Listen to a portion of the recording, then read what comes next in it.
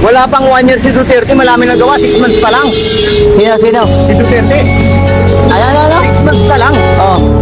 Kasi yun ang pangako niya eh. Kaya nga nagtiwala sa kanyang tao. 6 months, within 6 months, ang Pilipinas, babaguhin niya yung sistema. Totoo naman. Eh, sa loob ng, naniniwala ka na isa. Sa loob ng 1 year ng Duterte, marami na siyang nagawa. Oo naman. Napakarami niyang Ano nagawa. mga nagawa ni Pangulong Duterte? Unang-una, ang sabi niya,